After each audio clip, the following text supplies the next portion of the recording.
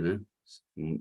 Tem uma metodologia de ensino, e nós trabalhamos esses 4 princípios, conceitos que estão atrás de mim aqui, ó: vida no espírito, amor incondicional, comunhão por semelhança e missão atrativa, ou comunidade saudável, né?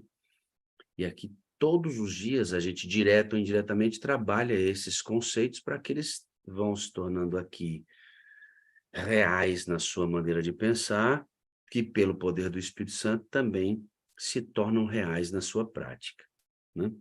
E o link que você recebe, você que é da sala, precisa se atentar para isso.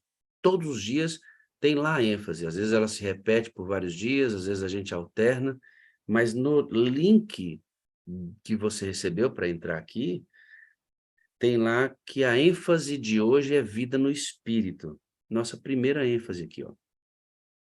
Nossa primeira ênfase. Diz assim, Atos 1:8: recebereis poder ao descer sobre vós o Espírito Santo, ser-me-eis minhas testemunhas. Você conhece o texto?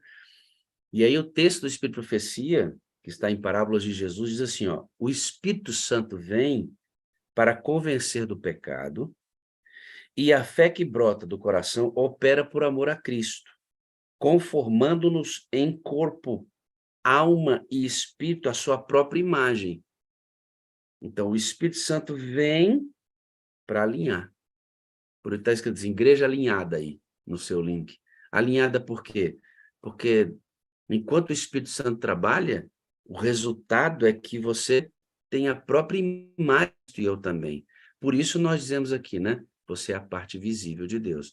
Porque o trabalho do artífice é fazer isto que nós somos, pela natureza pecaminosa, um milagre parecido com Jesus Cristo. É o que a Bíblia fala, que o Cristo está sendo formado dentro de nós todo dia.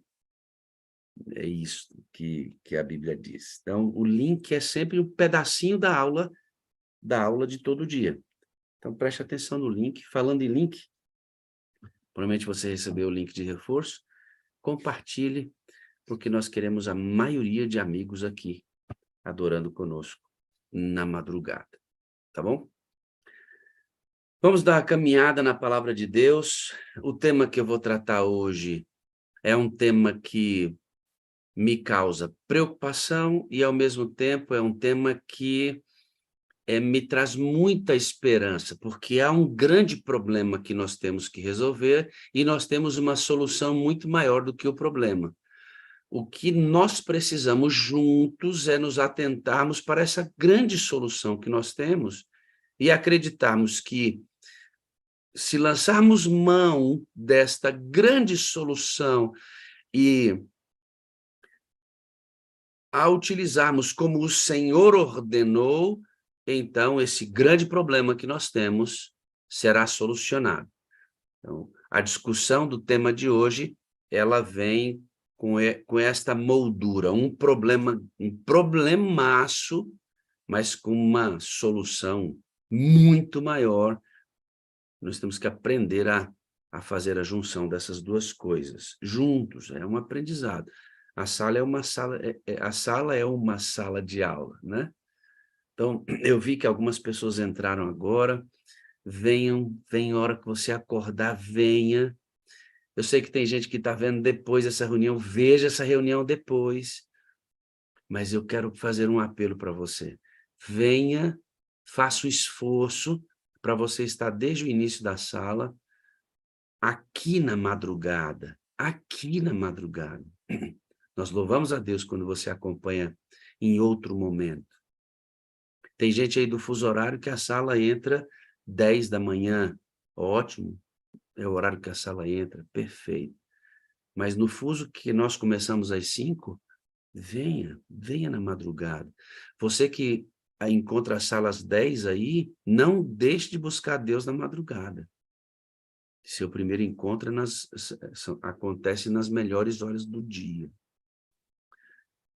Por que eu peço para você assistir à sala e adorar conosco desde o primeiro momento? Porque a sala não é só o testemunho, a mensagem e as orações. A sala é um conjunto de informações que dá o entendimento. Algumas pessoas não ficam aqui. Elas vêm, olham e saem, porque elas querem ver apenas um pedaço. Aí olham aquele pedaço, beleza, e vai. Se pegar tudo e assistir sistematicamente para você entender esse processo aqui, você começa a entender a importância que tudo isso tem. Falando em importância, compartilhe o link aí agora, tá bom? Manda o link para todo mundo de novo, porque nós vamos entrar na palavra de Deus. Eu vou orar mais uma vez. Bondoso Deus, vamos abrir o livro sagrado agora, a palavra de Deus. Poderosa palavra de Deus, quando acompanhada pela própria presença do autor. A Bíblia é um livro singular e único. Todos os outros livros escritos, se o autor estiver vivo, eu posso conhecer. Se estiver morto, posso buscar, estudar sobre o autor. Mas a Bíblia é o único livro em que o autor pode estar dentro de nós. O único. O autor da Bíblia é o Espírito Santo usando pessoas. E ele pode morar dentro de mim, está todo dia através de um ardente pedido pela presença dele. Não é incrível? A Bíblia é maravilhosa. Por isso é o livro mais atual do mundo. E aí nós vamos abrir a Bíblia agora, Senhor, e pedimos, Deus, tua proteção e tua bênção. Jesus, mais uma vez, a unção do Espírito Santo, faz a palavra entrar em nosso coração. O meu argumento pode ser lógico, pode ser claro, mas ele não tem poder para quebrar. Ele não tem poder para convencer, não tem o poder de conversão. Mas quando o Senhor atua no meu argumento, sendo o Senhor o poder do argumento, aí ele faz o trabalho, como foi em Atos capítulo 2. Por isso, Deus, toma esse frágil servo, que precisa do mesmo remédio que aplica, e usa essa mensagem com o poder necessário para transformar nossa vida. Em nome de Jesus. Amém. Amém e amém. Muito bem, queridos, essa mensagem eu a apresentei quando estive na Itália. E vou aqui, aos irmãos da Itália, vão recapitular comigo o tema. E você que não esteve lá, ou apenas nesse dia não foi transmitido, só pelo Instagram, vamos lá. Então, Sala 57 foi a foto, seu Coliseu em Verona. Nós estivemos lá, podemos conhecer esse lugar pessoalmente. Bom, vamos então para o texto da Bíblia que vai nos acompanhar hoje, né? Portanto, ide, fazei discípulos de todas as nações, batizando-os em nome do Pai, do Filho e do Espírito Santo, ensinando-os a guardar todas as coisas que vos tenho mandado. E eis que estou convosco todos os dias, até a consumação dos séculos. Aqui, esse texto, ele pode ser estudado em vários sentidos. Aí nós podemos afirmar sobre a prática do discipulado como o método para a pregação do evangelho, o batismo como resultado disso, em nome do Pai, do Filho e do Espírito Santo, as três potências da divindade, a promessa de Cristo que estaria conosco todos os dias, e aí a gente sabe que ele cumpre essa promessa na própria pessoa do Espírito Santo, até o final, quando a igreja for glorificada. Esse texto tem muito a estudar, mas aqui eu quero que você preste atenção num aspecto importante, que é a mensagem global do Evangelho. Ide, portanto, fazer discípulos, não é só em São Paulo. Discipulado não acontece só no Iraque, discipulado não acontece só em Recife, na Itália, na França, na Alemanha. Não, o discipulado vai acontecer em todas as nações. Então, o Evangelho eterno, ele tem uma característica de pregação mundial, global. O Evangelho de Cristo deveria alcançar todo o mundo, todo o mundo. E pensando nesta característica do Evangelho eterno e a sua característica global de alcance, é que nós vamos caminhar na mensagem de hoje. Eu quero que você fique bastante atento para o que nós vamos estudar aqui. A igreja, enquanto ela caminha para cumprir esta missão, você e eu participamos de um corpo.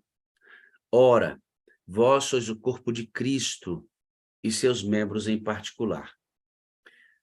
Então, enquanto nós pregamos num sentido de corpo, em que isto aqui que está acontecendo agora é o corpo de Cristo. Você, quando se reúne na sua igreja para adorar, é o corpo de Cristo. Esta igreja, quando busca individualmente em casa, é o corpo de Cristo. E aqui uma observação muito importante para você, adventista do sétimo dia. Há uma tendência muito forte no Brasil, e que está vindo para o Brasil, de uma inclinação para a gestão da igreja no formato do congregacionalismo.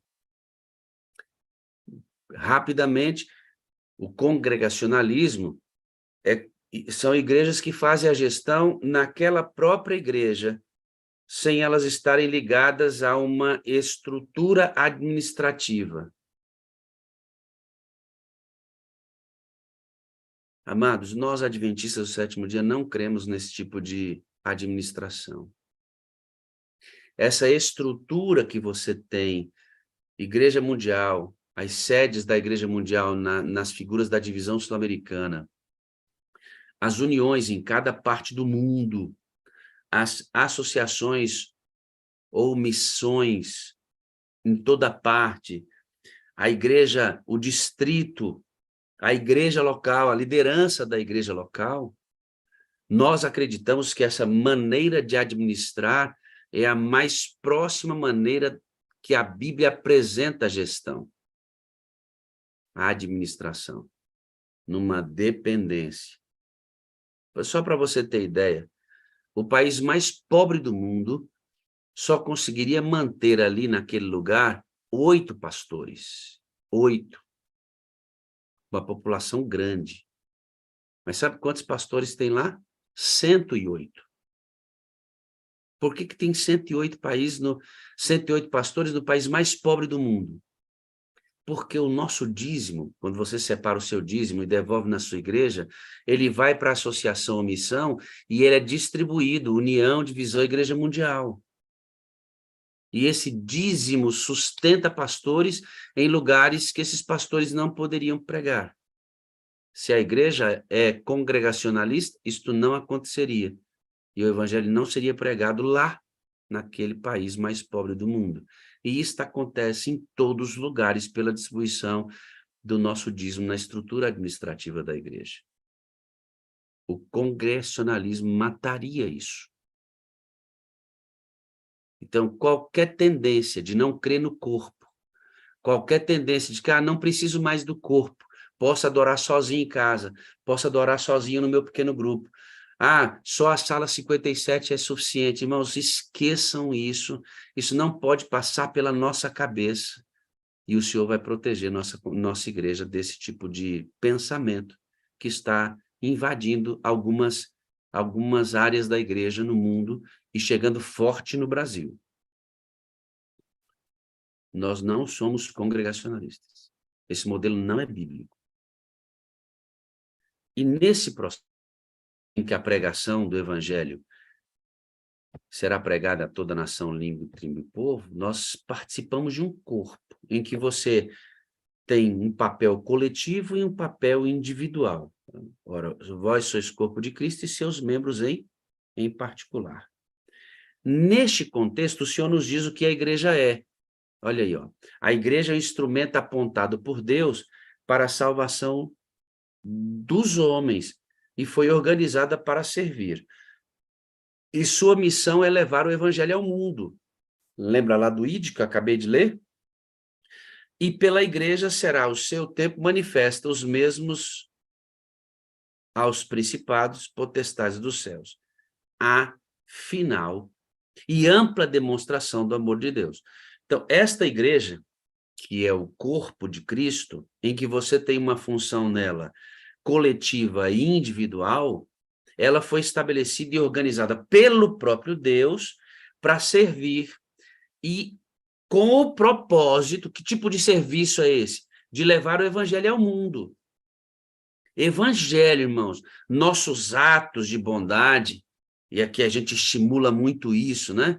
Você fazer o bem às pessoas, não é um bem em si mesmo, não é para que esse bem produza bons hormônios em você, você tenha saúde, porque você fez bem. Quantos abraços por dia você vai dar, porque libera tal coisa que te dá uma sensação de bem-estar. Não, a gente não faz o bem só para ver a pessoa sorrindo e dizendo, nossa, como é bom isso, isso tudo está envolvido no pacote, mas a gente precisa entender e praticar essas coisas com intencionalidade, lembrando que o bem que fazemos são portas que nós abrimos, pregando já o evangelho com nossas próprias ações. O bem que nós fazemos é um estímulo para que as pessoas confiem em nós, para que a gente granjeie a confiança deles, para que eles entendam a própria imagem de Cristo e desejem uma vida como a nossa. Aí a gente vai cair para dentro, explicando pela poderosa palavra de Deus as leis do reino. Porque senão, se você faz o bem desassociado dessa ideia da pregação do evangelho, a gente começa a aparecer ONGs por aí que fazem o bem para melhorar a condição social das pessoas. Nós fazemos o bem, e isso melhora a condição social das pessoas, mas com o propósito primário de levar a Cristo a elas. E aí é pela igreja que isso vai ser manifesto, ok? É Deus, a demonstração do amor de Deus é manifestada pela própria igreja.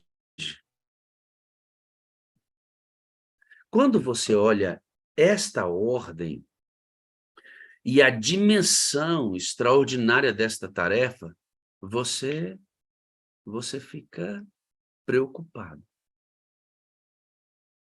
A Igreja Adventista está presente em muitos lugares do mundo. Mais de 200 países nós estamos presentes.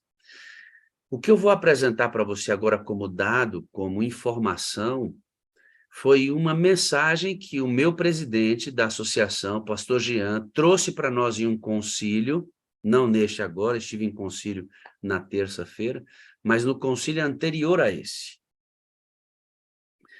em que, na divisão sul-americana, ele estava participando de um evento na divisão e o secretário da divisão sul-americana trouxe muitos outros dados, além desses que eu vou passar para você, mas ele trouxe esses dados que eu vou apresentar que vai fazer a gente ficar muito preocupado. Eu vou mostrar para você, aqui em nossa mensagem, eu vou mostrar o mundo como ele é dividido em países, tá bom? Olha aí, ó. Esse é o mundo planeta Terra. Se o mundo fosse plano, né, como dizem alguns malucos por aí, você veria o mundo assim, ó. Você veria o mundo exatamente assim. Então, aqui a sua extrema esquerda, ó, Canadá, Estados Unidos, México, Guatemala vai descendo, Peru, ó, o Brasilzão aqui, ó. Bolívia, Uruguai, Argentina, aí vai os países, os países da Sul-Americana. Nós estamos nesse território aqui, ó. A nossa divisão coordena praticamente essa região aqui. Aí, quando você vai para os outros continentes do mundo, você vê lá a Austrália, lá no canto, a Indonésia aqui, a China, a Rússia, Finlândia. E aí você, né? Daí estão todos os países do mundo, Egito, o Irã, a Arábia Saudita, né? E aí, a Índia, isso aqui é a Índia é um desafio, a China, a Rússia, né? Esses países aqui, ó, que em sua grande maioria são muçulmanos, meu amigo, essa faixa aqui, ó, aonde surgiu o cristianismo, né? Aqui, ó, é um grande desafio que nós chamamos de janela 1040 aqui, ó, esta parte aqui do mundo que precisa ser alcançada pelo evangelho e assim, ó, é extremamente difícil o evangelho aqui, em muitos lugares proibido, e quem pregar pela própria vida pode perder a própria vida pregando o evangelho em muitos lugares desses. Então, quando você olha para esse mapa aí, você pensa na Igreja Adventista, figurando em mais de 200 países do mundo, mas nós temos um grande problema. Um grande problema.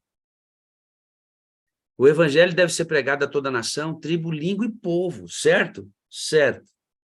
Mas olha só o que eu vou apresentar para você agora, e que vai deixar você e eu preocupados. Ó. Quem não ouviu o evangelho, quem precisa ouvir, olha só, são dados que o meu presidente trouxe, trazidos pelo próprio secretário da Divisão Sul-Americana. Países com as maiores populações não cristãs. Isso aqui, gente, ó, é onde a população não é cristã. A China, a Índia, a Indonésia, o Japão, e aí você tem mais países aí. Bangladesh, Paquistão, Nigéria, Turquia, Irã, tudo dessa faixa 1040, como a gente chama. Os maiores grupos não evangelizados do mundo, não evangelizados, queridos, aqui, ó, não existe presença cristã. Aí você tem a China, a Índia, Paquistão, de novo, a Índia, a Turquia, outra região da... Não existe presença cristã nesse lugar. Sabe qual é o problema? O problema que nós temos é o seguinte, queridos. Quando você... Vou pegar aqui só a Índia, tá? Como exemplo. Vou voltar aqui uma lâmina. Vou pegar só a Índia. Tá bom que você está vendo aqui a Índia, ó. Você sabe que o mundo hoje está chegando a 8 bilhões de habitantes. 8. Sabe quantos habitantes tem a Índia? 2 bilhões de habitantes. Sabe qual é a presença adventista na Índia? 0,002%. Sabe quando é que Jesus vai voltar? Se a gente tiver que pregar o evangelho para todos os indianos? Nunca. Eu estou falando só da Índia. Aí quando você pega a China, quando você pega a Rússia, você tem só nesses países, mais da metade da população do mundo que não reconhece Jesus Cristo.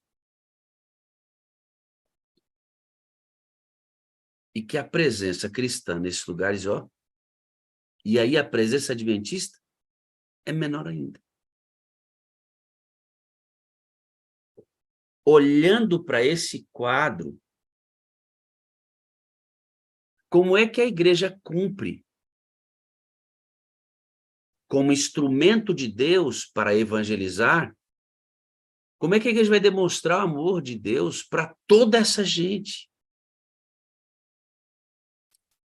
Eu poderia gastar mais tempo aqui mostrando para você a proporcionalidade entre cristãos e aqueles que não são cristãos que precisam ser evangelizados.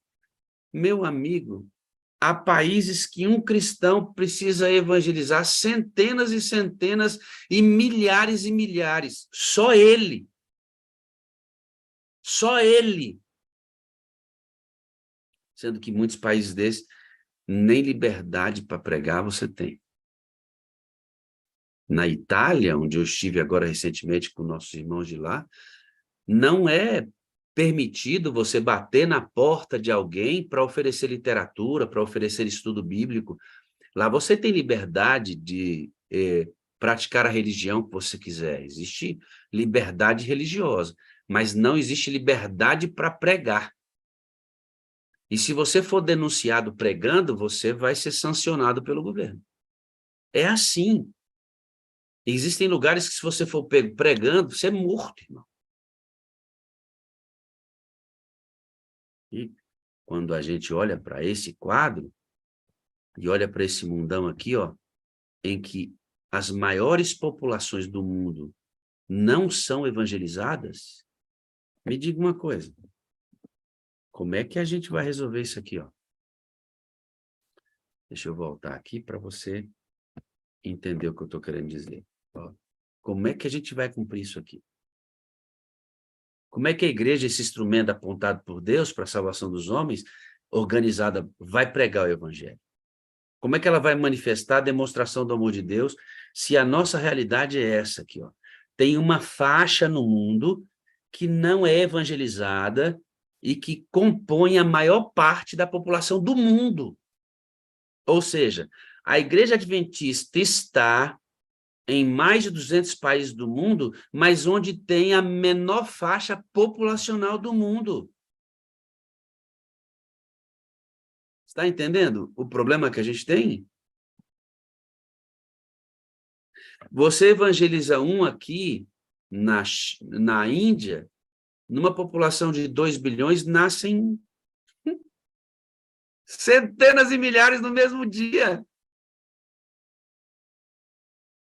Porque ganhar uma alma na Índia é difícil demais, irmão.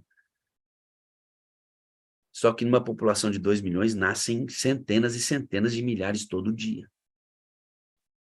A conta, irmão, a conta não fecha. A conta não fecha. Nós temos um problemaço. A Igreja Adventista, e esse foi o raciocínio do meu presidente, nós temos a presença em mais de 200 países do mundo, mas aonde está a menor faixa populacional do mundo. A maior faixa do mundo não é evangelizada. Aí, quando você pensa no seu bairro, você entende que o seu desafio não é tão grande. Sabe por quê? Porque você pode bater lá agora, você pode entregar o livro do grande conflito, você pode oferecer o estudo bíblico, sem nenhum tipo de sanção. E eu queria dizer, apelar ao seu coração, irmão, vamos aproveitar isso, porque existem crentes nesses lugares aí que estão evangelizando à custa de perder a própria vida se forem descobertos. Vamos aproveitar nossa liberdade, irmãos. Vamos entrar ferrado no nosso bairro. Vamos entrar poderosamente na casa das pessoas. Vamos nos entregar à pregação do evangelho. Nós ainda temos liberdade. Um dia esta liberdade nos será tirada e talvez você queira fazer só porque não pode mais. Porque a gente tem uma triste mania de dar valor só quando a gente perde, irmãos. Só quando a gente perde. Perde uma perna para tu ver. Ah, mas como era bom ter as duas pernas, né? Mas você tem agora e nem agradece, porque é tão comum ter que a gente não dá o valor que deveria. Queridos, na maior faixa populacional do mundo, não se pode pregar o evangelho. E tem gente lá pagando com a própria vida esta missão. E nós aqui no Brasil, eu falo no Brasil, em todas as regiões do Brasil, você pode pegar a sua Bíblia agora, ir para a praça pública e pregar, você pode bater na porta das pessoas, você pode interpelá-las, você pode questioná-las, você pode oferecer um estudo bíblico, você pode pregar em praça pública e nós não estamos fazendo isso. Porque a quantidade de adventistas que faz isso, ela é a grande minoria. Nós temos que ter uma igreja acesa no Espírito de Deus para amar a missão. que estou querendo dizer para você é que da maneira como nós estamos agora, Jesus não volta. Bom, deixa eu explicar, é muito importante, estava conversando com meu irmão ontem, enquanto eu ia comprar algumas coisas no supermercado com ele, meu irmão é adventista, e a gente estava discutindo sobre essas coisas e a maneira como eu tenho entendido isso. Existe um momento até que o derramamento da chuva serôdia venha, para que este evangelho seja pregado em toda nação, tribo, língua e povo de maneira escatológica, ou seja, como um fenômeno dos últimos dias. Até lá, eu vou ler um texto aqui que vai validar o que eu vou dizer para você, tá bom? Para você não achar que o que eu estou falando não tem fundamentação.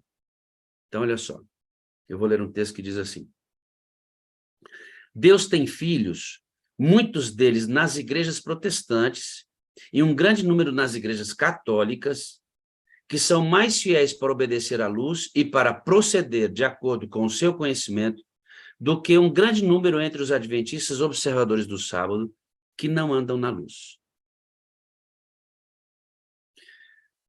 Esse conteúdo é muito importante, mas o centro dele que eu quero dizer é que Deus tem filhos, isso está escrito na Bíblia, eu tenho ovelhas em outros apriscos.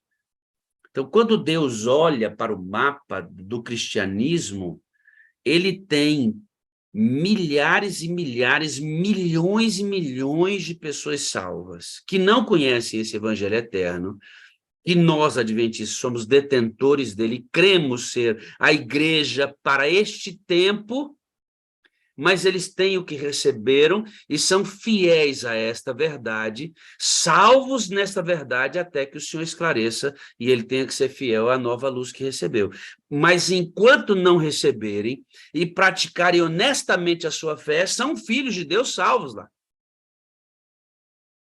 Até que esse movimento escatológico de pregação do evangelho seja feito de forma poderosa para o cumprimento da missão em todo o mundo, como um movimento da escatologia, ou seja, dos últimos dias, fechando a história da humanidade, nesse quadro todo que eu apresentei, há milhares e milhares e milhões de pessoas salvas de acordo com a luz que têm e da maneira como eles processam. Ou seja, muitas pessoas que nós temos que alcançar com o evangelho eterno já estão salvas em Cristo. Porque estão sendo sinceras de acordo com a sua fé. O que não nos exime a responsabilidade de pregar o evangelho eterno a toda nação, tribo, língua e povo, como é a ordem de Cristo. Isso é outra coisa absolutamente distinta. Temos que levar a todo mundo este evangelho. E a outra é o cumprimento dessa escatologia, que é o derramamento da chuva serôdia. Dito isto, o quadro que nós temos é desafiador. É um grande problema. É esse mundão aí para evangelizar. Sendo que a grande parte desse mundo não aceita Cristo como o Filho de Deus, que se revestiu de humanidade, morreu pela salvação da própria humanidade. A maior parte da população do mundo não crê, não aceita e precisa ser evangelizada. E a presença adventista nesses lugares é muito pequena. Ou seja, quando é que Cristo vai voltar? Quando é que esse mundo aqui, vai ser evangelizado? Ide por todo mundo e pregai o evangelho a toda criatura através de um processo chamado discipulado. Quando é que isto vai acontecer diante de um quadro como esse que eu apresentei para você? Então, resta-nos algo a pensar. Como quebrar os muros? Como? Como evangelizar? Como acabar logo com essa dureza? Como ir embora para casa? Rogério pregou outro dia aqui, não sai da minha cabeça, e da sua também. Foi o próprio Espírito que colocou essa frase na boca do Rogério. e deu força para o argumento dele para não sair daqui, para quem ouviu a mensagem dele. Eu quero ir para casa. Não estou interessado mais em nada desse mundo aqui, tá bom, faculdade, eu trabalho, é um salário melhor, mas eu quero ir para casa, eu quero ir para casa. Quando, irmão Américo, a gente vai para casa, se nós temos um território tão gigantesco e pessoas em tão grande quantidade para alcançar, Sarabel? Até quando nós vamos patinar, pastor Gilberto Ludogério, no mesmo lugar, irmãos? Quando? Quando? Queridos, quando o povo sai do Egito e Moisés os conduz para a terra prometida, eles já sabiam onde estava a terra. Deus ordenou que eles fossem pelo mar, porque Deus já sabia que os egípcios vinham atrás do povo de Deus, e Deus abre o mar, Moisés passa com o povo, e os egípcios morrem ali dentro daquele mar, uma boa quantidade deles. E Deus os leva pelo deserto, mas vocês vão lembrar que os espias, quando chegaram, Moisés chega à margem das terras prometidas, ele envia os 10 espias. E eles olham a terra mana leite e mel, olha o tamanho das... É extraordinário. Mas 8 dos espias dizem assim, não, nós não podemos conquistar estas terras, porque lá tem gigantes, eles vão nos esmagar. Josué e Caleb, contrários a esse relatório negativo, disse, não, em nome de Deus, a terra é nossa, o Senhor nos prometeu, vamos entrar lá e vamos receber a terra segundo a promessa, vamos cumprir a ordem, o Senhor disse que é para nós entrarmos lá, e se nós entrarmos lá, não importa gigante, não importa quem esteja lá, não importa tamanho de exército, o Senhor nos dará a vitória. O Senhor nos dará a vitória. O povo, irmão, só precisava obedecer para que aquilo que era o grande desafio para receber a terra prometida, Deus levasse por conta e destruísse tudo. Lembra de Jericó? Vocês vão para Jericó, roda e toca trombeta e canta. E no 7º dia grita. Você acha que isso ganha alguma batalha, irmãos? Você acha que isso é técnica para ganhar batalha? Não é, irmãos. Nós temos que obedecer. A ordem parece uma loucura, né? Rodar e gritar e tocar trombeta. Como é que você derruba muro assim, irmão? Tenta aí para você ver.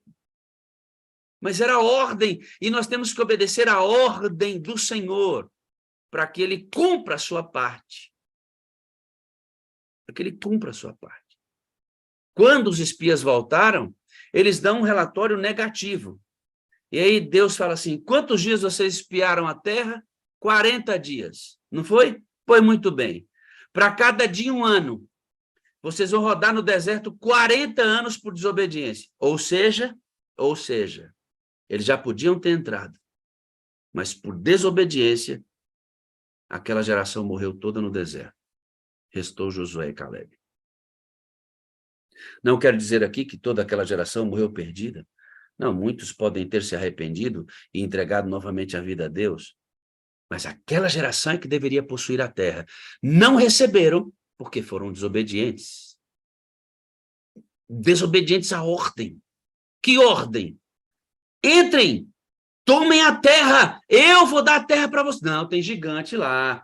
Lá o problema é esse. Entra, eu vou com vocês. Entra lá, pisa no mar, Moisés. O mar se abriu. Quem abriu o mar? Deus abriu o mar. Mas por quê? Porque Moisés creu, irmãos. Nós temos que crer na promessa. Nós temos que crer na promessa.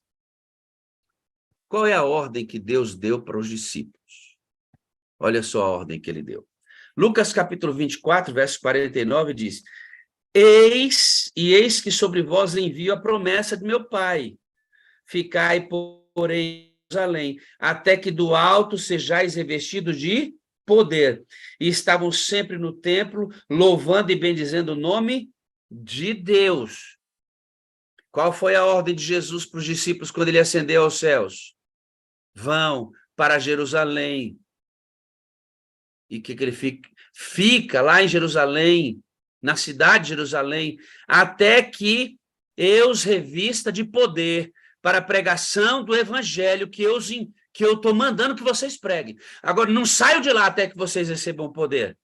Não inventem de pregar o evangelho até que vocês recebam poder, porque vocês não têm poder para isso. Não há força em vocês para isso.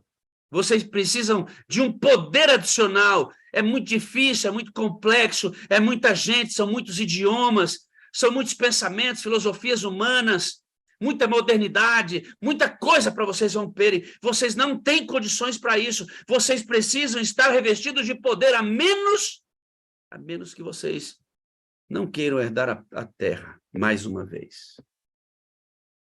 Ellen White comentando isso, no livro Atos dos Apóstolos, ela diz, em obediência à ordem de Cristo, esperavam em Jerusalém o cumprimento da promessa do Pai, o derramamento do Espírito Santo, irmãos. Eles, Rogério, foram obedientes à ordem de Cristo, foram para Jerusalém e oraram e esperando o derramamento do Espírito Santo, irmãos. Enquanto nós não despertarmos para entender definitivamente que não somos nós, nem o que nós temos como inteligência, capacidade, estrutura, material, seja o que for que nós, adventistas do sétimo dia, fabricamos e fabricamos muito bem, enquanto nós não entendemos que não são essas coisas, definitivamente, que nos fará avançar em um mundo cético, descrente, secularizado, não crê em Deus. Mesmo regiões que um dia foram crentes, não temem mais a Deus. É só você entrar em alguns países da Europa, depois da Revolução Francesa, se descrê em Deus e o berço do protestantismo está por ali. Já não se crê em Deus em muitos países desses. Você acha que nossos argumentos, nossa inteligência, nossa capacidade, nossa estrutura é capaz disso?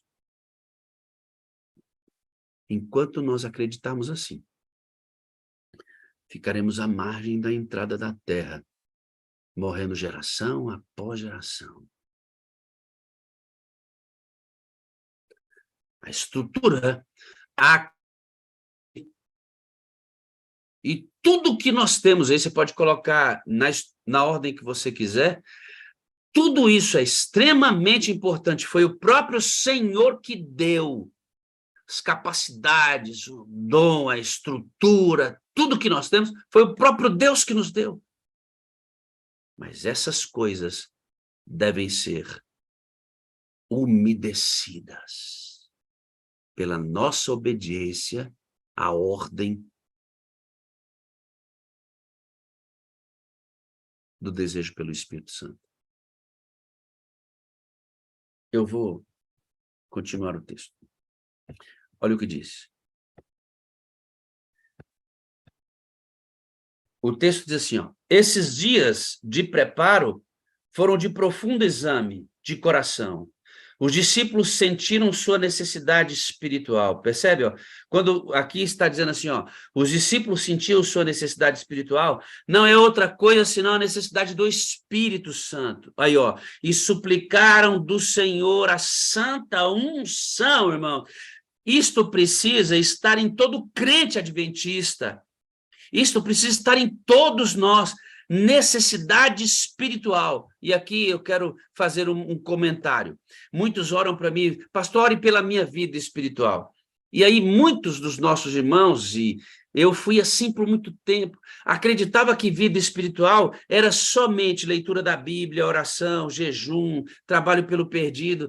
E quando eu falo assim, pastor, ora pela minha vida espiritual, é porque eu estou fraco na oração. Pastor, ora pela minha vida espiritual, eu não estou lendo a Bíblia. Pastor, ok, isto obviamente faz parte de todo o quadro de uma vida espiritual.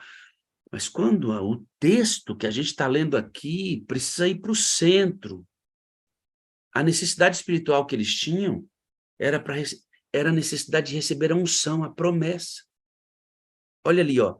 suplicaram do Senhor a santa unção. Agora preste atenção nessa frase aqui, irmãos, por favor, preste atenção nisso, que os devia capacitar para trabalho de salvar almas. Entende, irmãos? Entende o que eu estou querendo dizer? Que a estrutura sem a unção não pode entrar nessa janela 1040 e eliminá-la como pó. Não pode. Não é meramente o envio de missionários. É o envio de missionários que creem, têm necessidade da unção e que buscam essa unção para que tenham poder, para capacidade para a pregação do evangelho. Olha o que diz aqui, ó. Compreendiam que o evangelho devia ser proclamado ao mundo e reclamavam o poder que Cristo prometera, irmãos. Olha isso aqui. É a mesma ordem, é a mesma ordem. E o desejo nosso deve ser o mesmo. Nós devemos ser obedientes. Isso aqui, irmãos, reclamar o poder que Cristo prometeu para que tenhamos poder para evangelizar o mundo, irmãos. Nós temos um grande problema. Qual é o problema? O problema é que a maior faixa populacional do mundo não é evangelizada. Isso não é nada comparado ao poder que o Senhor vai nos dar para evangelizar esse pedacinho do planeta. Irmão, um pedacinho do planeta para quem vai estar cheio do Espírito Santo. Significa nada, irmãos, nada. Tem gigantes lá dentro, é difícil entrar, não se pode, irmãos, isso é humano, é humano. É humano. É humano. Esses dias de preparo foram de profundo exame de coração. Os discípulos sentiram sua necessidade espiritual explicada do Senhor, a santa unção, que os devia capacitar para o trabalho de salvar almas. Compreendiam que o evangelho devia ser proclamado ao mundo e reclamavam o poder que Cristo prometera. Irmãos, por favor, diga ao seu irmão da sua igreja, diga ao pastor da sua igreja, diga a você mesmo, por favor, irmãos, nós precisamos obedecer à ordem e suplicar pela promessa do Espírito Santo que nos capacitará a quebrar todos os muros. Nós precisamos urgentemente. Quando o Rogério diz, eu quero ir para casa, Senhor, eu quero ir para casa. Irmãos, essa é a chave. Uma geração deve se levantar e clamar pela promessa, como os discípulos fizeram. Ao esperarem os discípulos pelo cumprimento da promessa, humilharam o coração em verdadeiro arrependimento e confessaram sua incredulidade, pondo de parte todas as divergências, todo o desejo de supremacia, uniram-se em íntima comunhão com cristã, aproximaram-se mais e mais de Deus e, fazendo isso, sentiram que era um privilégio o ser-lhes associar-se, o ser-lhes dado associar-se tão intimamente a Cristo. Veja, enquanto eles buscavam o Espírito, o próprio Espírito arrebentou com as divergências, com os desejos de supremacia. O próprio Espírito os uniu em comunhão cristã e eles tinham mais e mais de Deus e eles sentiam esse privilégio de estarem associados tão intimamente com Cristo. Enquanto eles buscavam a promessa, o Senhor foi refazendo, recriando e avivando a igreja. Se nós acreditarmos nisso e começarmos, como toda igreja, a buscar a unção prometida para a pregação do evangelho, o Senhor também fará isso no seio da igreja. Ele vai arrebentar com as divergências, todo o desejo de supremacia, vai nos unir em comunhão e nós vamos estar intimamente ligados a Cristo. As mesmas coisas acontecerão e então esta igreja cumprirá o propósito.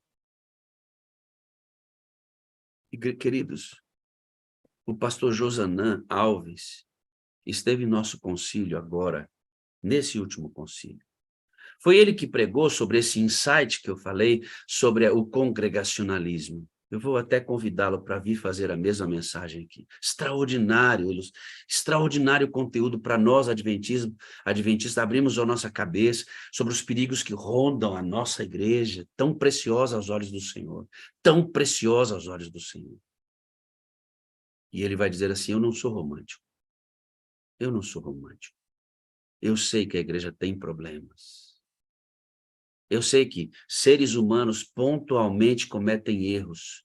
nesta igreja. Eu sou um deles que posso cometer erros graves. Você também é. Claro, claro, nós sabemos disso.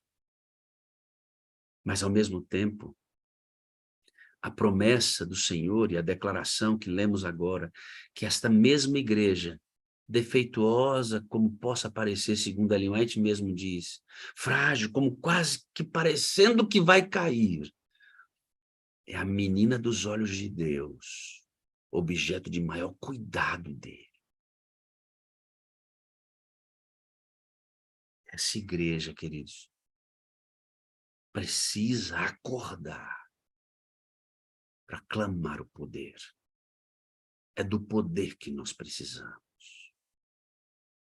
Essa grande máquina extraordinária que o Senhor mesmo deu, que na sua fase estaria morna, cega, surda, muda, orgulhosa, precisa ouvir o Espírito Santo para receber esse poder.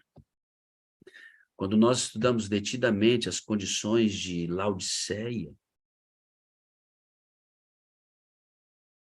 está escrito assim, ó, Testemunhos Seletos, volume 1. A fé e o amor são as verdadeiras riquezas. Falando, né? Da fé que falta em Laodiceia, da pobreza que essa Laodiceia tem, do orgulho que circunda Laodiceia. A fé e o amor são as verdadeiras riquezas. Ela vai dando o significado do que Laodiceia precisa, né? O ouro puro que a testemunha verdadeira aconselha aos mornos a comprar. Ó, a fé e o amor são as verdadeiras riquezas. O ouro puro que a testemunha verdadeira aconselha os mornos a comprar. Por mais ricos que sejamos em tesouros terrestres, toda a nossa riqueza não nos habilitará a comprar os preciosos remédios que curam toda a doença da alma chamada mornidão. Olha o que ela continua dizendo. A inteligências da terra eram impotentes para remover os defeitos da igreja de Laodiceia, ou remediar-lhes a deplorável condição. Eram cegos. Não obstante, achavam que estava tudo bem. Aí Ellen White vai dizer qual era a doença. Por que Laodiceia, morna, cega, surda, muda, orgulhosa? Por quê? Porque a inteligência dela não podia comprar o remédio para a cura disso. E qual era a doença de Laodiceia? Mornidão, cegueira, orgulho, nua, pobre, tudo é sintoma da doença. Eu vou mostrar para vocês qual era a doença de Laodiceia. Está escrito aqui, ó. Eu vou mostrar.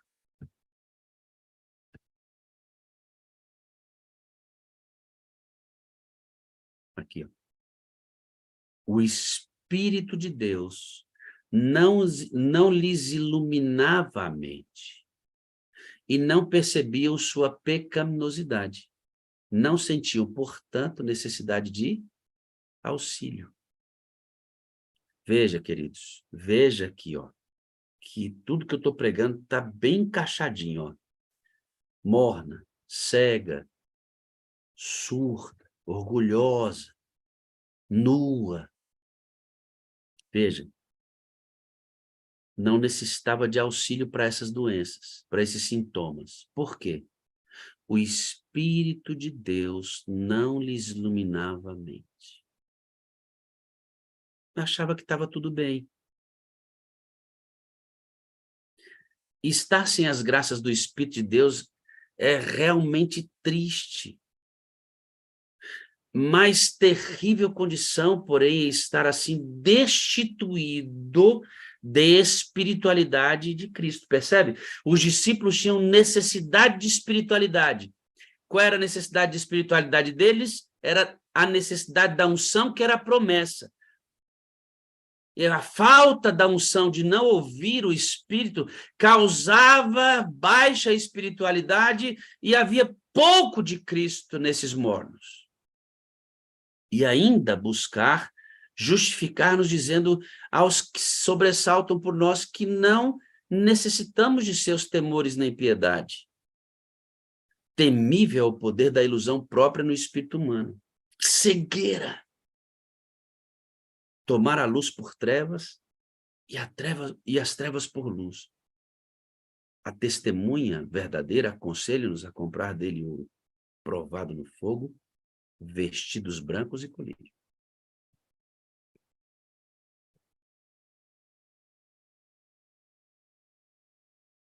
O texto que nós estamos desenvolvendo hoje com vocês.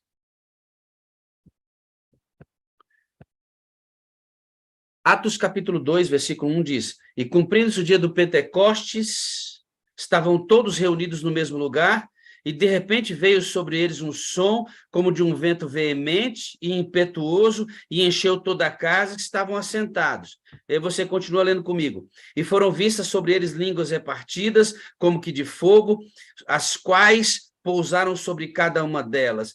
E todos foram cheios do Espírito Santo. Isso aí é o cumprimento. Eles foram para Jerusalém e oraram até que do alto viesse poder, obedeceram o cumprimento da promessa, conforme o Espírito Santo lhes concedia que falassem. Olha esse texto que a gente vai ler agora, ó, Atos 22, Atos capítulo 23, parágrafo 5, diz assim: a espada do Espírito, de novo, afiada com poder, é da Bíblia, viu, irmãos? A Bíblia, afiada com poder, diz aí. E banhada nos relâmpagos do céu. Aí, literalmente, relâmpagos do céu é a unção do Espírito. Abriu o caminho através da incredulidade. Milhares se converteram num dia. Irmãos, percebam isso aí. Ouçam, vejam, vamos olhar para isso com carinho. Os discípulos obedeceram a ordem, foram para o cenáculo, oraram, se ajustaram pela influência do próprio Espírito, receberam a unção do Espírito. O Espírito Santo deu poder para a pregação, afiou a palavra dos discípulos, deu poder para o argumento, e num dia só, milhares se converteram ao cristianismo, irmãos. Eu quero voltar com você lá para o mundo que eu apresentei aqui. Pastor Adevaldo, a janela 1040 é fichinha para a gente. O que são os países muçulmanos que não aceitam a pregação do evangelho e não reconhecem a Cristo? O que é um território? O que é a quantidade de pessoas? Não é nada, irmãos, não é nada. Se a gente tiver na mão a espada afiada pelo Espírito. É disso que nós precisamos. Obedecer a ordem. E pedir o poder. Estrutura a gente já tem. Sabedoria e inteligência o Senhor já nos deu. Nos falta poder. Nos falta poder. O dia que nós acreditarmos, todos nós acreditarmos que na esteira do Espírito Santo vem todas as demais bênçãos, como a própria Ellen White diz, então virá o fim, irmãos. O problema não é o que a gente faz. O problema é a forma como nós fazemos.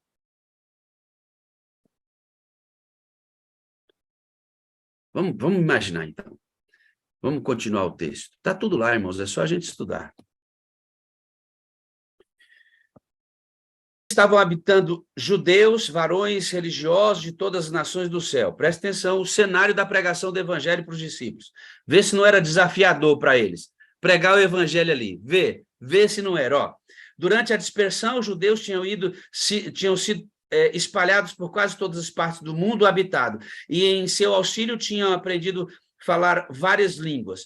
Muitos desses judeus estavam nessa ocasião em Jerusalém, assistindo às festas religiosas que então se realizavam. Ou seja, o que nós estamos discutindo aqui é a diáspora. Os judeus foram espalhados em todo o mundo, perderam seu idioma e já voltavam para Jerusalém falando outras línguas. E ali tinham línguas representadas de quase todo mundo conhecido. E os discípulos tinham que pregar o evangelho agora a toda nação, tribo, língua e povo. A ordem era essa. Mas como? Milhares e milhares de pessoas naquela festa. Nenhuma estrutura, nenhum microfone, nenhum vídeo projetor, não tinha internet, não tinha WhatsApp, não tinha, era só a voz, Era a voz de uma mensagem, era a voz de uma mensagem. Tinha mais nada, a voz de uma mensagem. A voz, a mensagem, uma ordem. Não tinha mais nada. A voz, a mensagem, uma ordem. Não tinha mais nada, irmãos. A voz, a mensagem, uma ordem. Milhares e milhares de pessoas, muitos idiomas. Não dá. É muito gigante lá dentro, Senhor. É muita gente na janela 1040. Como é que a gente vai resolver isso? Olha o que Ellen White disse. Cada língua conhecida estava por eles representada. Esta diversidade de línguas teria sido um grande embaraço à proclamação do Evangelho de Deus. Portanto, a maneira miraculosa supriu a deficiência dos apóstolos. Eu vou repetir, irmãos. Deus, portanto, de maneira miraculosa, supriu a deficiência dos apóstolos.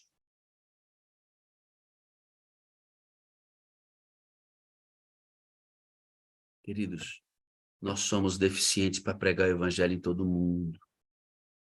Não é porque a gente não crê, não é porque a gente não ama Jesus, não é porque a gente não quer que essas pessoas conheçam. Não é isso, irmãos. Nós somos deficientes, incapazes. Nossa inteligência não é suficiente. Nossa estrutura nunca será suficiente. Não há missionário suficiente no mundo que pregue o evangelho para tanta gente. Não há, irmãos. Não há. Somos deficientes. E a menos que a gente reconheça isso, gerações e gerações morrerão na entrada da cidade. Assim como no Egito, a geração inteira morreu. E sabe por quê? Porque não obedeceram à ordem. Orem até que do alto venha poder. Orem até que do alto venha poder. Alto venha poder. Entendem, irmãos? Nós temos um grande problema, mas a nossa solução é muito maior. A gente só precisa lançar a mão da solução e acreditar nela.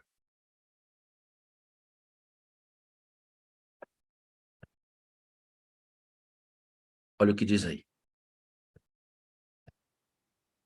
O Espírito Santo fez por eles o que não teriam podido fazer por si mesmos em toda uma existência.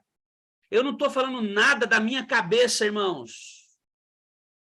O Espírito Santo fez por eles o que não poderiam ter feito durante toda uma existência. Vai nascer geração, vai envelhecer geração, vai morrer uma geração após outra, porque nós não temos competência para isso. O Espírito Santo que tem que fazer por nós, em nós. Mas como? Se ele é tratado como alguém de uma importância quase insignificante. Não sou eu que estou dizendo isso, irmãos. Por favor, não sou eu que estou dizendo. Olha o que Ellen White disse. A promessa do Espírito Santo não é limitada a algum século ou raça. Não é por qualquer restrição da parte de Deus que as riquezas de sua graça não fluem para a terra em favor dos homens. Se cumprimento da promessa não é visto como poderia ser, é porque a promessa não é apreciada como deveria ser. Ellen White está dizendo que a gente não aprecia a promessa como deveria ser, não obedecemos a ordem como ela foi dada e por isso estamos patinando. Se todos estivessem dispostos, todos seriam cheios do Espírito. Onde quer que a necessidade do Espírito Santo seja um assunto de pouco se pense, ali se verá sequidão espiritual, escuridão espiritual, declínio e morte. Uma vez que este é o meio pelo qual havemos de receber poder, porque não sentimos a mesma necessidade que os discípulos no cenáculo, irmãos. Eles tinham necessidade da unção. Irmãos, nós temos que ter necessidade da unção. Esta unção é a solução do nosso problema.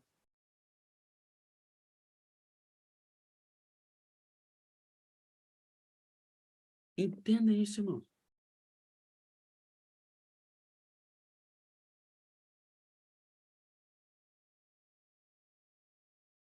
Aí diz, uma vez que este é o meio pelo qual havemos de receber poder, porque não sentimos fome e sede pelo dom do Espírito, porque não falamos sobre ele, não oramos por ele e não pregamos a respeito. O Senhor está mais disposto a dar o Espírito Santo àqueles que o pedem, o servem, do que os pais a dar boas dádivas aos nossos filhos. Queridos, eu quero dar um conselho para você. Insira o Espírito Santo na sua liturgia. Todo culto, cante um hino sobre o Espírito Santo. Em cada culto, peça a unção dele, entregue o comando do culto, estimule os membros da sua igreja a buscarem a unção, o batismo diário do Espírito Santo, como uma crença de que após nosso pedido, nossa entrega, nossa obediência a pedir, esperar e receber, e que disso virão todas as demais bênçãos.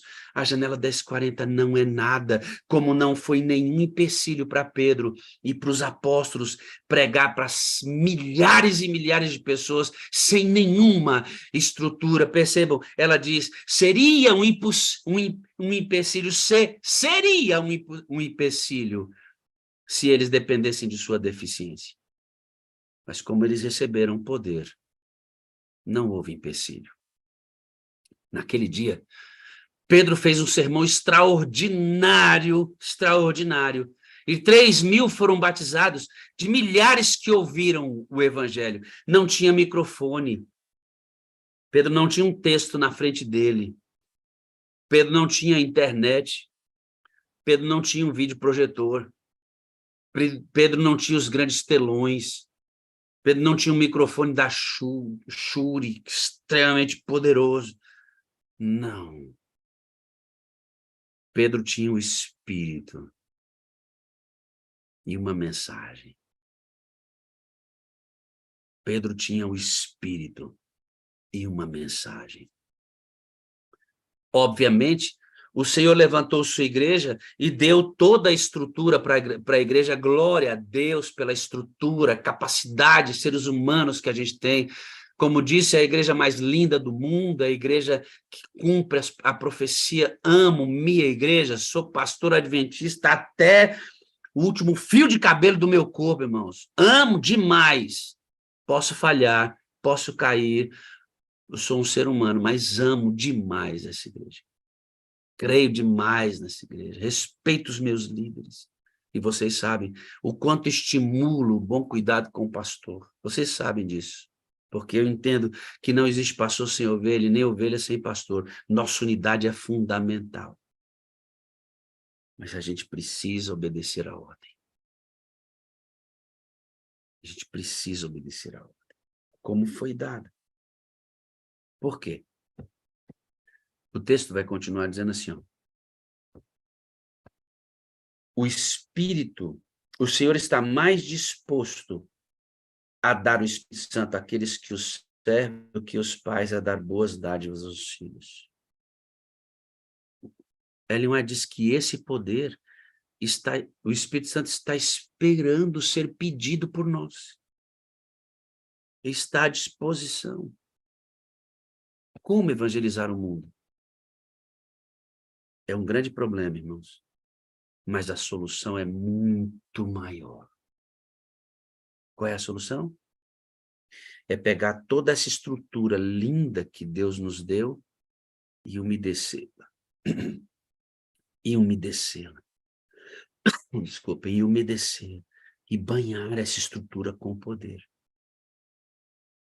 Se Pedro, sem microfone, sem vídeo projetor, sem internet, sem estrutura, sem nada, pregou para 3.000, imagina com tudo que o Senhor já deu para a igreja hoje. Janela 1040. O que é a janela 1040, irmão? Não é nada.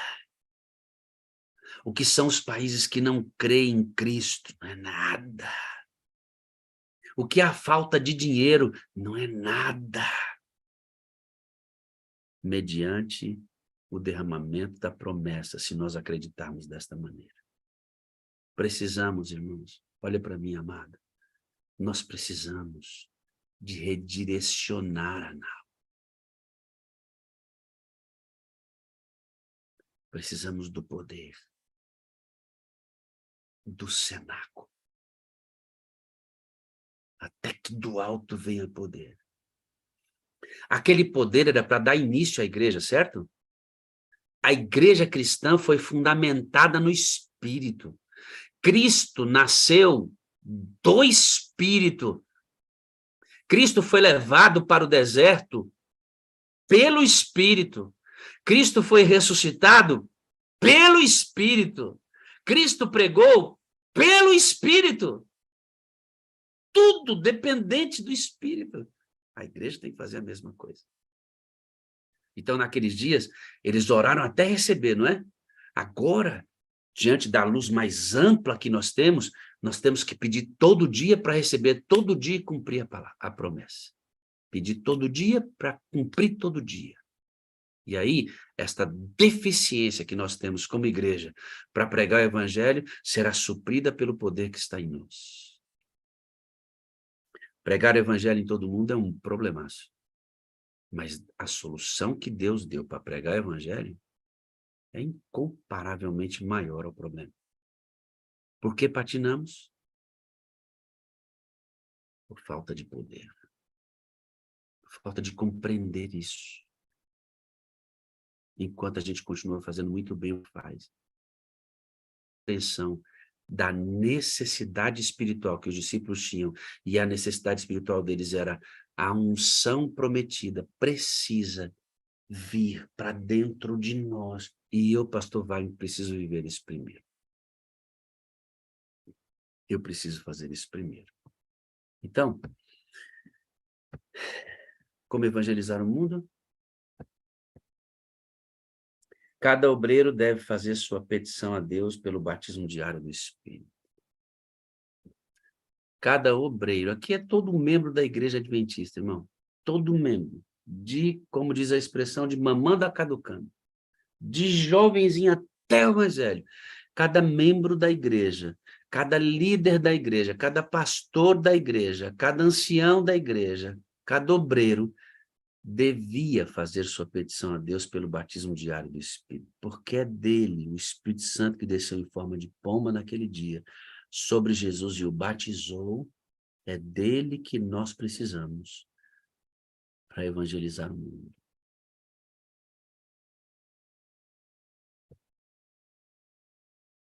Entendem a necessidade? A menos que a gente atrase ainda muito mais a vinda de Jesus.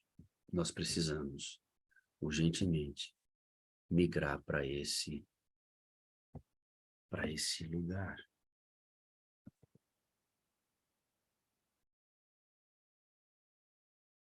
Entende? Isto depende de você. Isso depende de mim e nossa busca pessoal. Não é se o meu irmão ao lado busca, é se eu busco. Agora, você que busca precisa ser um tremendo de um influenciador para que outros busquem também. E entendam a urgente necessidade disso. A menos que gerações e gerações morram no deserto, queridos. Jesus vai voltar. A promessa dele é incondicional. Ele vai voltar. O cumprimento da promessa é condicionado ao pedido do Espírito Santo pelo crente que acredita. Por desobediência, aquela geração morreu no deserto. Cristo, quando olha o mapa de tudo que acontece, ele vê o futuro, ele viu na linha do tempo que algum tempo, ele consegue ver isso, que em algum tempo da história da humanidade, uma geração vai se levantar crendo nisso e vai clamar como quem quer receber. E a chuva serôdia virá como resultado disso. Ellen White diz que o Espírito Santo virá em resposta à ação de pessoas que sabem que têm extrema necessidade da unção para a pregação do Evangelho. Ele viu. Agora ninguém sabe a data e a hora em que Jesus viu essa geração se levantar e clamar, e obedecer a ordem até que ela viesse.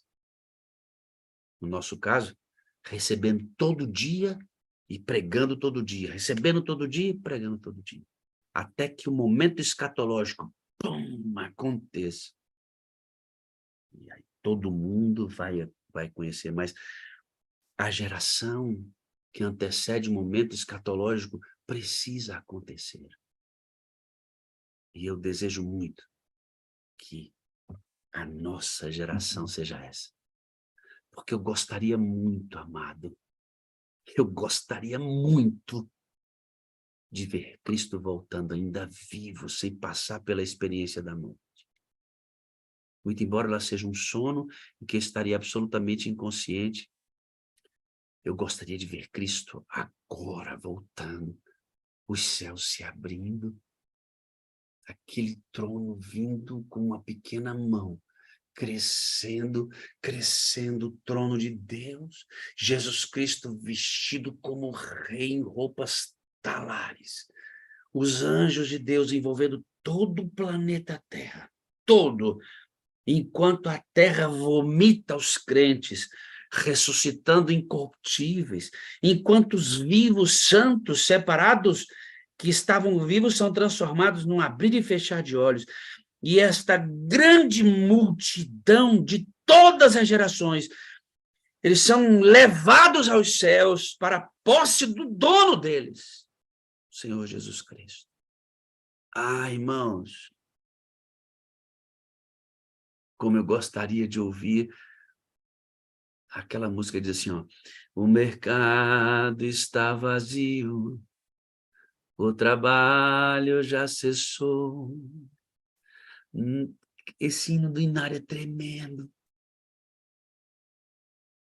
Como eu gostaria que aquele hino do Arautos do Rei, breve virá, breve Jesus voltará, se cumprisse agora. A menos que nós obedeçamos a ordem de ir para o cenáculo e pedir até que o poder venha, a menos que a gente faça isso, gerações e gerações morrerão no deserto.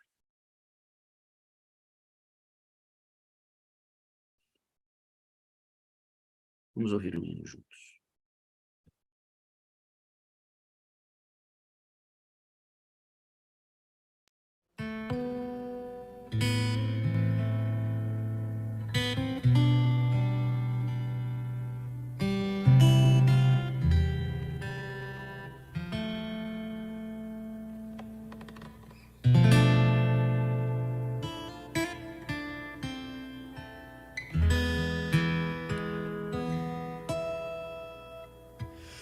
Quando o vento do Espírito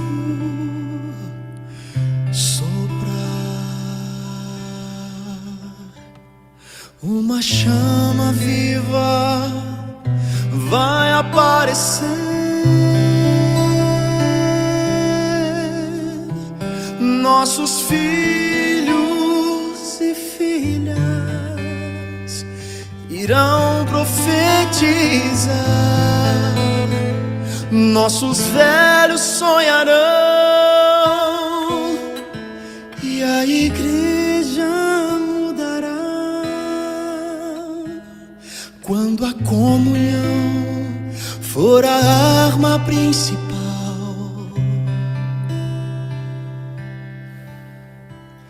e a rotina desses dias sair do seu normal,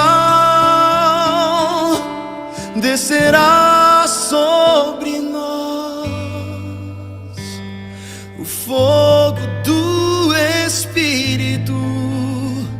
Viveremos o Evangelho e Jesus Cristo vai voltar. Por que será que ainda não aconteceu?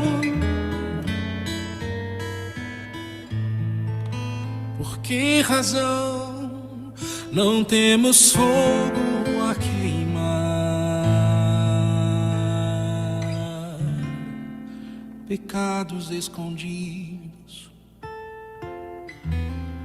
uma fé adormecida, mandamentos que insistimos em quebrar.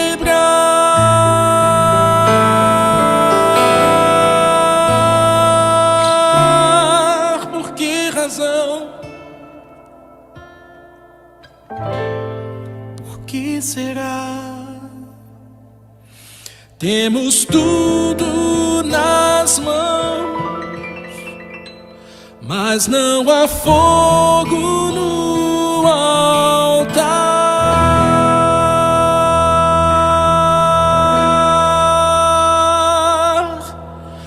Mas quando o vento do Espírito soprar, uma chama viva vai aparecer.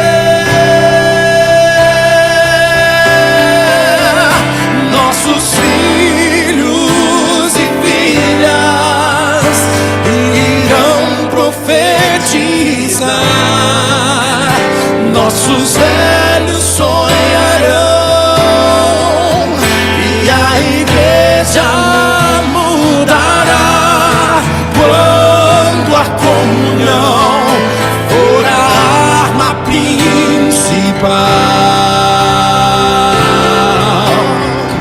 E a rotina desses dias sair do seu normal, descerá sobre nós o fogo do Espírito.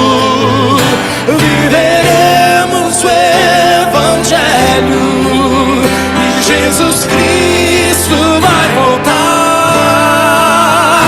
Viveremos o Evangelho e Jesus Cristo vai voltar.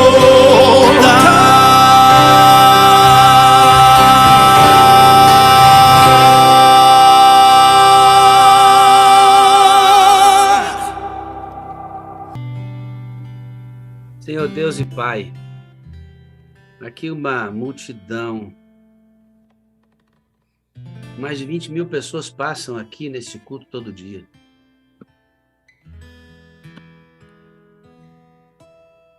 Há muitos outros lugares, Deus, em que Teu Espírito está soprando. Eu tenho certeza do Teu cuidado com Tua igreja. Certeza do Teu cuidado. Todos nós aqui,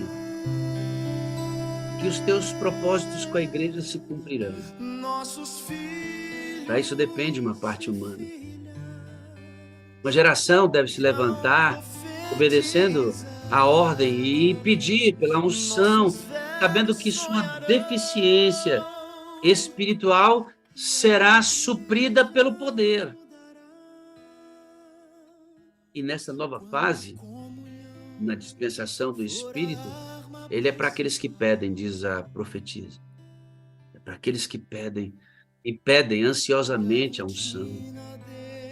Deus, leva-nos pessoalmente a essa experiência, a entender que o Espírito é um amigo, que nós temos experiência com ele, para que ele nos dê o poder de quebrar com nossos argumentos potencializados por ele, os corações que precisam conhecer o Evangelho e aceitar. Muitas coisas devem acontecer até o momento escatológico, mas uma geração precisa se levantar pedindo. E eu tenho certeza, Deus, certeza, que essa menina dos olhos do Senhor, porque o Senhor tem absoluto cuidado e extremo amor por ela.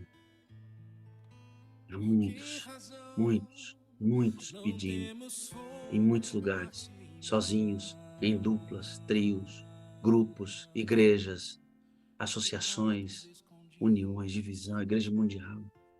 Há um clamor, Deus, surgindo no seio da tua igreja.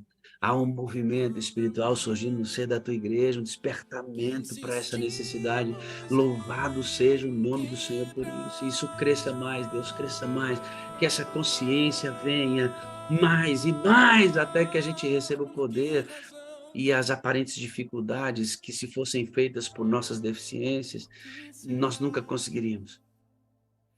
Mas pelo poder dado, os muros serão derrubados. Nos ajuda, Deus, a ir para essa direção. Fogo no altar, línguas repartidas como de fogo, homens e mulheres cheios do Espírito Santo. E então virá o fim. Abençoa-nos, Deus, nesse dia. Batiza-nos mais uma vez com o teu Espírito. Sopra sobre nós, em nome de Jesus. Amém, amém, amém.